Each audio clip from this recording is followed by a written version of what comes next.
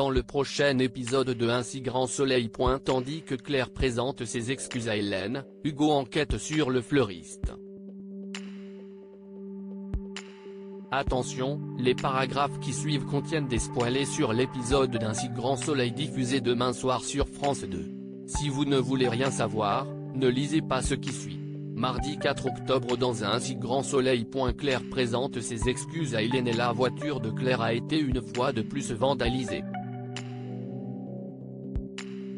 Tandis que Florent se demande qui peut leur en vouloir à ce point, Claire campe sur ses positions et croit fermement qu'il s'agit d'Hélène. Heureusement, Kira a branché la caméra de son frère devant la maison pour identifier le coupable. Bien que Florent lui rappelle qu'il est interdit de filmer les gens à leur insu, toute la famille visionne les images et découvre que le coupable est Monsieur Lièvremont, leur voisin. Quelques heures plus tard, Monsieur Lièvremont est convoqué au commissariat. Au pied du mur, ce dernier reconnaît les faits et indique qu'il voulait acheter la maison de Claire et Florent afin que sa famille se rapproche de lui. Comme la banque a mis du temps à accepter son prêt, la vente lui est passée sous le nez. Il a donc agi de la sorte pour faire partir les nouveaux propriétaires. Heureusement pour lui, Claire et Florent n'ont pas porté plainte. Par la suite, Claire présente ses excuses à Hélène et les deux femmes en profitent pour mettre les choses à plat. Hélène lui dit alors combien elle s'en veut pour tout ce qu'elle lui a fait subir et jure qu'elle n'était pas dans son état normal. Allant beaucoup mieux aujourd'hui, l'infirmière assure que cela ne se reproduira plus. Cependant, Claire s'en moque car elle n'est pas venue pour ça mais seulement pour être en paix avec elle-même. Tandis qu'Hélène espère que cette histoire arrangera les choses entre elles, Claire rétorque qu'elle n'en est pas encore là. À la paillote, Hélène raconte à Victor la discussion qu'elle a eue avec sa fille.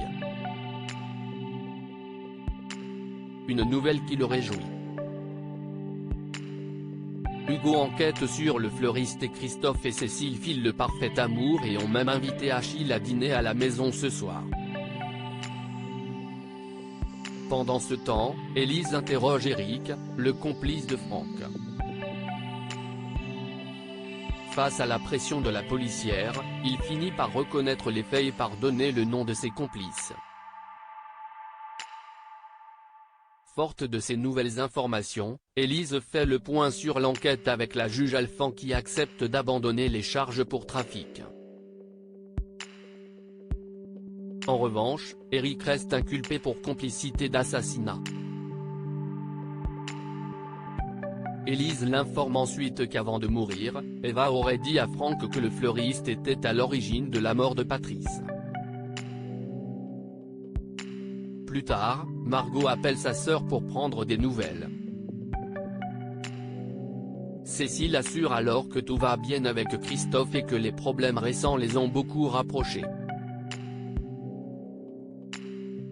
Selon elle, ils n'ont jamais été aussi amoureux. Le soir venu, Achille, Cécile et Christophe passent un bon moment en famille. Dans la mesure où le jeune homme souhaiterait faire des études de droit, Cécile répond avec enthousiasme à ses questions. Non loin de là, Yann informe Hugo que c'est bien le fleuriste qui a opéré Patrice. Persuadés qu'ils peuvent le coincer, le médecin légiste est déterminé à trouver le petit truc qui leur permettra de remonter jusqu'à lui.